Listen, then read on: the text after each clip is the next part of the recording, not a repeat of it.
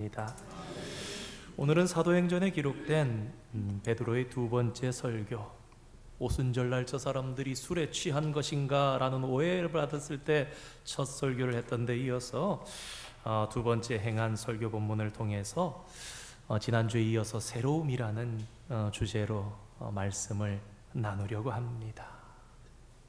읽지 않은 3장의 앞부분을 살펴보면 베드로와 요한은 오후 3시경에 성전에 기도하러 올라가고 있었습니다.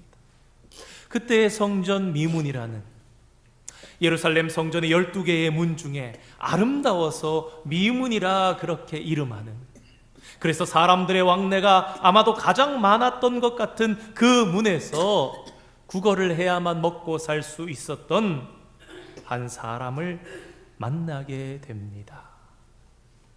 이 장애인은 정상적으로 살다가 어떤 사고로 인해서 몸이 불편하게 된 사람이 아니었습니다. 이 사람은 태어날 때부터 걷지 못했던 장애인이라고 성경은 말합니다. 베드로와 요한은 이 사람을 주목하여 보다가 은과 금은 내게 없거니와 내게 있는 것으로 내게 주노니 곧 나사렛 예수 그리스도의 이름으로 일어나 걸으라 라고 선포합니다. 그랬더니 놀랍게도 구걸을 하던 그 장애인이 일어나서 걷고 심지어 뛰기까지 합니다. 그렇게 그는 베드로와 요한과 함께 성전으로 들어갑니다. 성전문에서 생사를 구걸하기 위해서, 살아남기 위해서 그렇게 몸부림쳤던 그가 이제는 성전으로 함께 들어가서 하나님을 찬송하고 기도하고 마음껏 하나님께 예배하는 일이 있었습니다. 이 사람을 보고 사람들이 깜짝 놀랐습니다. 분명히 걷지 못하는 사람이었는데, 아니 내가 오늘만 본 것이 아니라 계속해서 보고 있는 그 사람이 아닌가, 그 매일 구걸하고 있던 사람이 아닌가, 어떻게 그 사람이 일어나서 걷고 있고 뛰기도 하는지 몰라서 그저 놀랄 뿐이었습니다. 아마도 사람들 중에는 그에게 직접 물어보는 사람들도 있었을 것입니다. 당신 그 사람 아니에요? 그 성전 미문에 그 앉아있던 그 구걸하던 사람 아닙니까? 아니 어떻게 완전히 회복이 되었습니까? 너 오늘 이렇게 우리와 함께 예배 드릴 수 있음이 어찜입니까? 그렇게 물었을 것 같은 상상을 해보면서 본문에 기록되진 않았지만 오늘 본문 11절 말씀이 아마 그러한 물음에 그가 말 대신에 행동으로 표현한 것이 아닌가 생각됩니다. 나은 사람이 베드로와 요한을 붙잡으니. 무슨 말입니까? 이 두 사람이 나를 고쳐주었다라는 말입니다.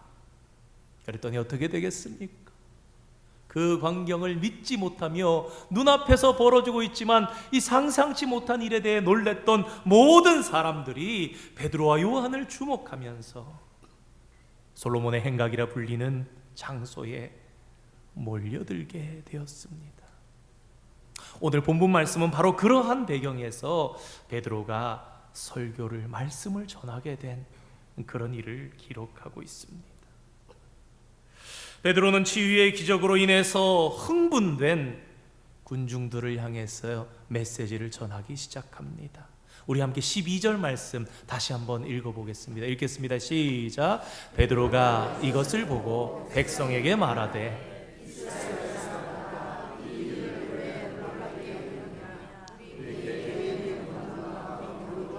이 사람을 걷게 한 것처럼 왜 우리를 주목하느냐. 아멘. 베드로가 말합니다. 왜 우리를 주목합니까? 이 12절 말씀에 사용된 주목하다라는 동일한 단어가 사실은 앞선 4절 말씀에도 등장합니다. 4절 말씀을 보면 베드로와 요한이 구걸하던 사람을 주목했습니다. 관심 있게 쳐다보았다라는 말입니다. 그를 돕기 위해서 보았다라는 말입니다.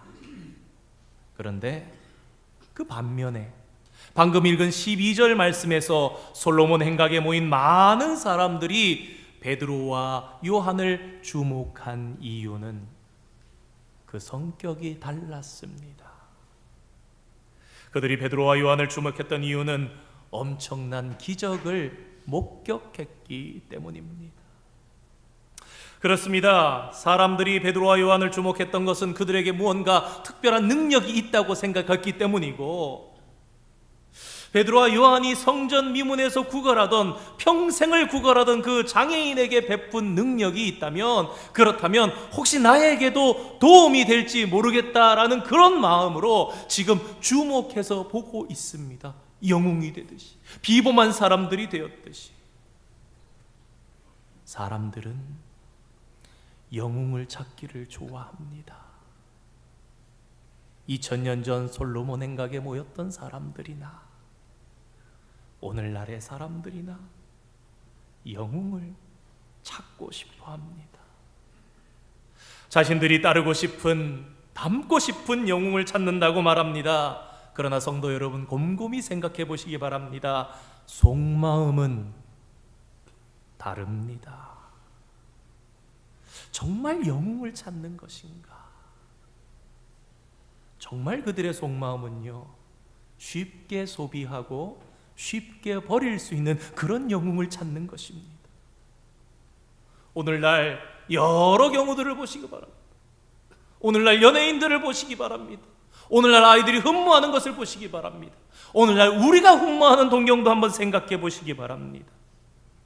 우리는 많은 순간 내가 원하는 말만 하는 영웅을 필요로 합니다. 만일 내가 원하는 걸음에서 한치라도 어긋나면 그는 곤란한 영웅이 됩니다.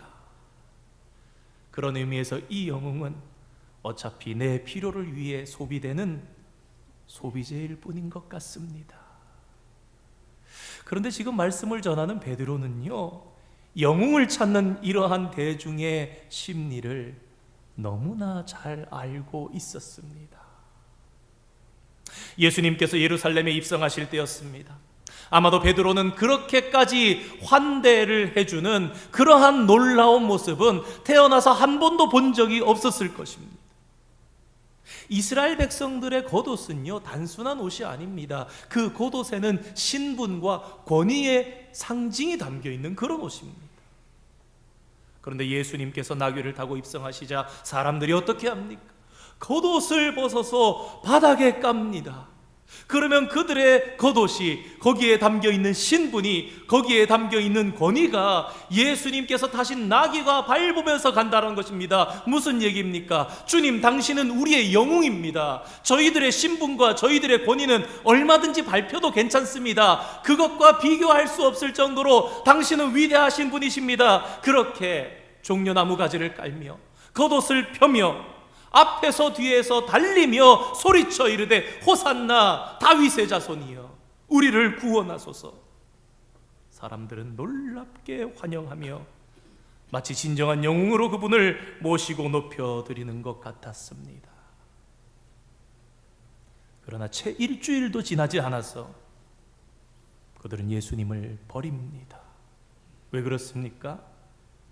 예수님이 자신들의 입맛에 맞는 영웅이 아니었기 때문입니다. 신학적으로 이렇게 얘기합니다. 수백 년 동안 이스라엘 백성들이 고통을 당하면서 성경이 예언했던 메시아가 위얼드되어서, 변형되어서 자신들의 지금 형편에 필요한 메시아를 어떤 형상을 만들었던 거예요. 예수님이 하나님께서 보내신 참 선지자, 참 메시아가 맞는데 우리가 생각했던 그분이 아니라고 버린 겁니다. 너무나 쉽게 버렸습니다. 그리고 이 일에 베드로도 예외가 아니었습니다. 예수님을 영웅이라 생각하고 3년간을 따라다녔지만 결국 결정적인 순간에 그는 3번이나 주님을 부인합니다. 그것도 욕을 하면서, 저주하면서. 그렇기에 베드로는 너무나 잘 알았던 것이죠. 지금 당신들이 영웅을 만들고 싶어하는 그 심리가 얼마나 허망한 것인지 베드로는 잘 알았습니다. 그래서 베드로는 성전 미문에서 구걸하던 장애인에게 일어난 일이 자신들의 능력이나 경건이 아니라고 분명하게 말합니다. 그리고 단호하게 이렇게 말합니다. 우리를 주목하지 말라. 이 말은 여러 의미를 담고 있습니다. 우리는 당신들의 영웅이 되고 싶은 마음이 없습니다. 우리는 그런 꼭두각시가 되고 싶지 않습니다. 저는 오히려 당신들에게 진짜 중요한 이야기를 하고 싶습니다. 제가 아닌 당신들에게 말씀드릴, 당신들도 모르지만 정말 당신들이 찾아야 할 진짜 영웅을 소개하고 싶습니다. 이것이 이날 베드로가 전했던 말씀의 시작 부분의 핵심이었습니다. 저희들이 아닙니다. 진짜 영웅이 있습니다. 예수님을 여러분께 소개합니다. 자신을 나타내기를 좋아하고 자신을 돋보이게 만들어야만 하는 오늘날의 PR과는 전혀 다른 것이었습니다. 그렇다면 이제 베드로가 전한 말씀은 어떤 특징을 가지고 있었는지 잠시 생각해 보려 합니다. 오늘 본문을 살펴보면 베드로는 진정한 영웅이 되시는 예수님을 소개하는 일에 거의 지면의 전부를 할애하고 있습니다. 요약하자면 이렇습니다. 이스라엘 사람들이 예수님을 십자가에 못 박으라고 소리를 지르고 오히려 살인자였던 저 바라바를 놓아주라고 빌라도에게 요청했는데, 그래서 그렇게 십자가에 달려서 예수님께서 죽으셨는데 그 예수님을 아브라함과 이삭과 야곱의 하나님께서 영화롭게 하셨다. 너희들 다 알지 않느냐? 우리 이스라엘은 다 알지 않느냐? 우리는 아브라함과 이삭과 야곱의 하나님을 섬기는 우리들이 아니냐? 그런데 그 아브라함과 이삭과 야곱의 하나님께서 우리가 저주하고 우리가 아니라고 부정했던 그 예수 그리스도가 맞다고, 그분이 영웅이라고 죽은 자 가운데서 살리셨다. 우리가 죽였지만 하나님께서 죽은 자 가운데서 예수 그리스도를 다시 살리셨고, 그리고 이 일에 내가 증인입니다. 내가 보았습니다. 내가 무덤에 가 보았습니다. 우리 16절 말씀을 좀 더 이해를 돕기 위해서 표준 세번역 성경으로 한번 띄워주시면 좋겠습니다. 함께 읽을까요? 시작. 그런데 바로 이 예수의 이름이 여러분이 지금 보고 있고 또 잘 알고 있는 이 사람을 낫게 하였습니다. 이것은 예수의 이름을 믿는 믿음에 힘입어서 된 것이니 예수로 말미암아 그 믿음이 성하게 한 것입니다. 아멘. 예수님의 이름이 성전 미문에서 매일같이 구걸하던 사람을 낫게 했는데 그 이름을 믿는 믿음을 힘입어서 그렇게 된 것입니다 라고 말합니다. 아마도 이 이야기를 들을 때 솔로몬 행각에 모였던 사람들은 오금이 저렸을 것입니다. 자신들이 숨길 수 없게 예루살렘에 있던 어느 누구도 모르는 자 없이 그렇게 무죄했던 예수님을 죽인 일이 불과 몇십 일 전 아닙니까? 그러자 베드로는 이번에는 약간 느슨하게 접근합니다. 우리 17절 말씀 한번 띄워주시기 바랍니다. 함께 읽겠습니다. 시작. 형제들아, 너희가 알지 못하여서 그리하였으며 너희 관리들도 그리한 줄 아노라. 베드로는 설교를 시작하면서 이렇게 얘기합니다. 이스라엘 사람들아. 그런데 이제는 군중을 향해서 뭐라고 부릅니까? 형제들아. 군중을 부르는 표현이 상당히 부드러워졌다라는 것을 느낄 수 있습니다. 형제들아, 놀라지 않았습니까? 그런데 너희들이나 우리의 관리들이나 다 몰라서 그랬던 겁니다. 그러더니 이번에는 다시 강력하게 선포합니다. 19절 상에 그러므로 너희가 회개하고 돌이켜 너희 죄 없이함을 받으십시오. 회개를 촉구하는 말씀을 이어서 강력하게 쏟아붓습니다. 정리해보면 이렇습니다. 우리가 성경을 읽으면서 이 베드로의 설교가 어떠했는지 느낄 수 있어야 됩니다.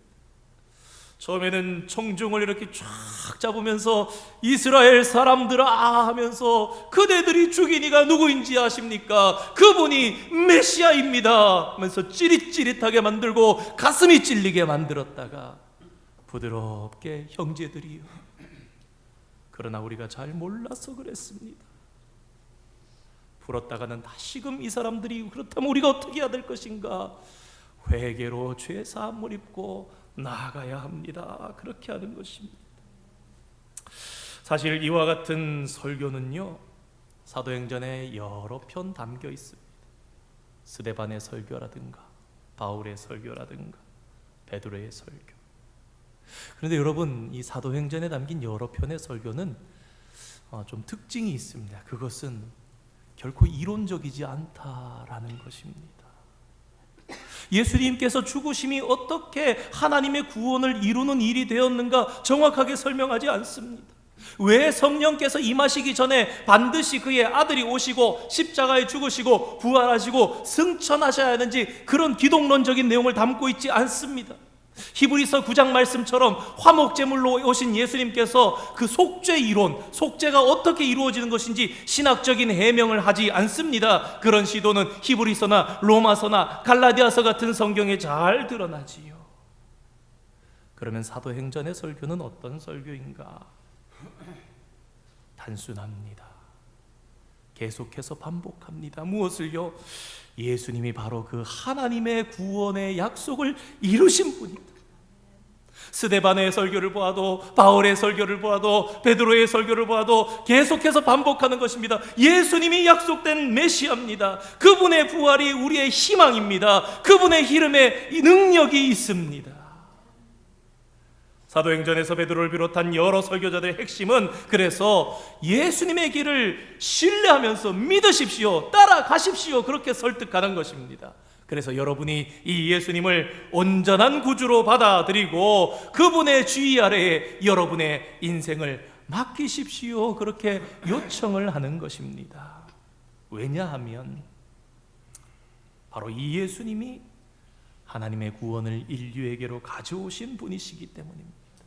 그래서 다시 한번 정리합니다. 사도행전에 담긴 모든 설교들의 핵심은 바로 예수님께 대한 신뢰입니다. 예수님이 답이에요, 여러분. 이 얘기를 하고 있는 거예요.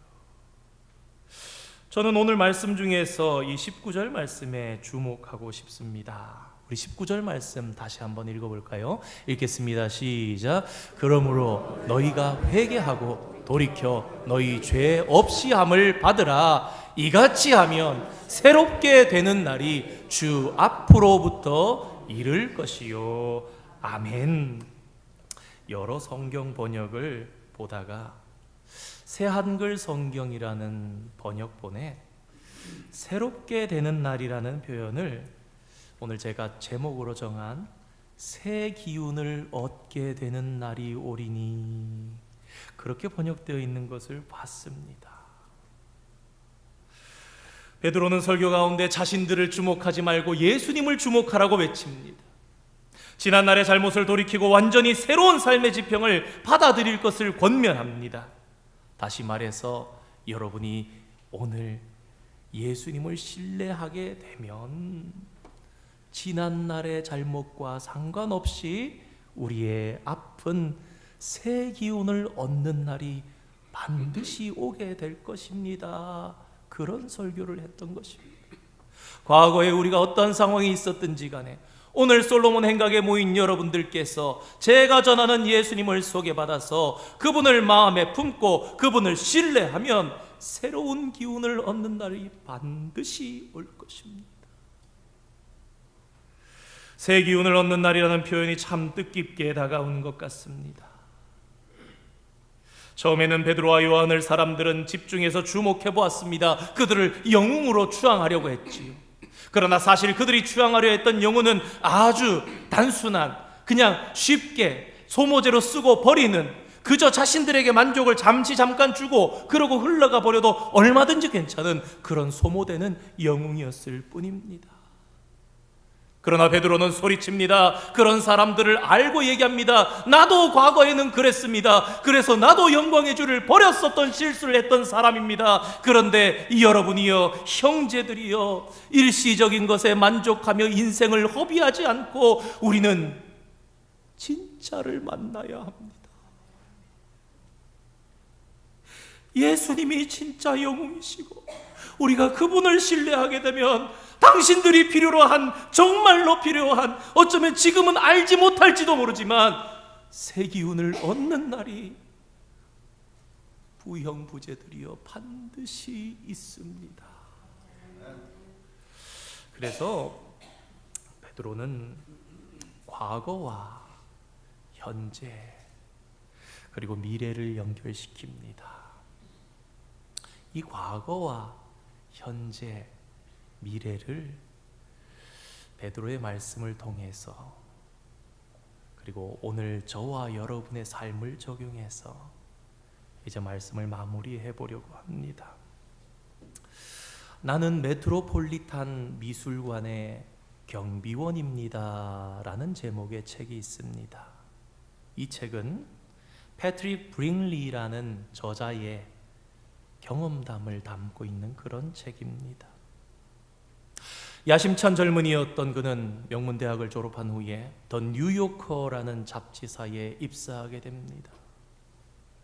미국의 최대 도시 뉴욕에서, 그것도 엠파이어 스테이트 빌딩이 눈앞에 바라다 보이는 고층 사무실에서, 맨하탄의 가장 중심가에서 20대 사회생활을 초기를 그렇게 시작했던 이 브링리는 이렇게 꿈꿨습니다. 나는 지금까지 잘된 것처럼 앞으로도 계속해서 잘돼서 탄탄대로를 걷고는 마침내 이 맨하탄의 최고의 자리에 서게 될 것이라고, 세상에 많은 사람들이 그런 꿈을 꾸는 것처럼 그렇게 화려한 성공을 꿈꾸면서 경력을 쌓아가고 있었습니다. 그러던 어느 날이었습니다. 이 브링리에게는 누구보다 똑똑하면서도 남들을 향한 배려심이 깊었던 형이 있었는데, 그의 형 톰이 젊은 나이에 암 진단을 받게 되고 시한부 인생을 살다가 허무하게, 허망하게 갑자기 세상을 떠나게 되는 일이 그에게 생겼습니다. 많이 의지했던 형이었는데 그런 형의 길지 않은 투병, 그리고 갑자기 어느 날 다가온 죽음을 겪으면서 이 브링리는 살아갈 힘과 의욕을 완전히 잃어버리게 되었습니다. 형의 장례를 마치고 몇 달이 지났지만 그의 삶은 전으로 돌아갈 수가 없었습니다. 뉴욕에서 가장 잘 나가는 거리에서 사무실에서 일을 하며 진취적으로 위를 향해서 달려나가기를 소망했던 그의 발걸음은 단 한 걸음도 떨어지지 않았습니다. 아니, 일을 할 수 없었습니다. 일을 그만두고 말았습니다. 형의 장례를 마치고 몇 달 후에 어머니와 함께 필라델피아에 있는 미술관을 방문한 일이 있었습니다. 어쩌다가 우연히 이렇게 두 사람이 떨어져서 작품들을, 그림들을 이렇게 보게 되었고, 헤어졌다가 다시금 어머니를 자연스럽게 만났을 때, 관람하다가 어머니의 모습을 다시 발견하게 되었을 때, 브링리의 어머니는 14세기 피렌체 출신의 어떤 미술가가 그린 무덤 속에 예수와 마리아라는 제목의 그림 앞에 서 있는 모습을 보게 되었다고 합니다. 그 그림은 우리가 피에타라고 잘 알고 있는, 부르는 그런 장르에 속한 것으로 예수님의 시체를 안고 있는 마리아의 모습을 묘사한 그런 작품이었습니다. 그 그림 앞에 서 계신 브링리의 어머니의 모습은 두 손으로는 얼굴을 감싼 채 어깨는 흔들거리고 있었습니다. 아마도 어머니 마리아의 심장이 부서질 것 같은 예수의 시신을 들고 있는 그 그림의 모습 속에서 얼마 전에 아들 잃었던 자신의 심장도 똑같이 부서져 내리는 것 같은 그런 감정이 벅차올라서 그렇게 우셨던 것입니다. 필라델피아 미술관을 다녀온 저자는 그 책에서 자신의 경험을 이렇게 말합니다. 그때는 실력인 줄 알았는데 작가의 말이 바뀝니다. 운 좋게 얻은 유망한 직장이 있는 마천루의 사무실로는 더 이상 돌아가고 싶은 마음이 들지 않는다. 세상 속에서 앞으로 나아가기 위해 애를 쓰고 꾸역꾸역 밀치고 긋고 매달려야 하는 종류의 일을 도무지 할 수가 없었다. 나는 누군가를 잃었다. 거기서 더 앞으로 움직이고 싶지 않다. 아니, 어떤 의미에서는 전혀 움직이고 싶지가 않다. 그러다가 이분이 우연히 뉴욕 메트로폴리탄 미술관의 경비원으로 취업하게 됩니다. 뉴욕 메트로폴리탄 미술관은요, 세계 3대 미술관으로 손꼽히는 곳으로 면적이 23만 제곱미터를 넘고 300만 점 이상의 작품을 소장한 곳으로 해마다 700만 명 이상의 관람객들이 드나드는 곳입니다. 왜 그랬을까요? 한 걸음도 앞으로 전진할 수 없었던 이 브링리는요, 그 드넓은 미술관 속에 자신을 숨겨버린 것입니다. 그리고 거기서 전진하지 않고 있었던 거예요.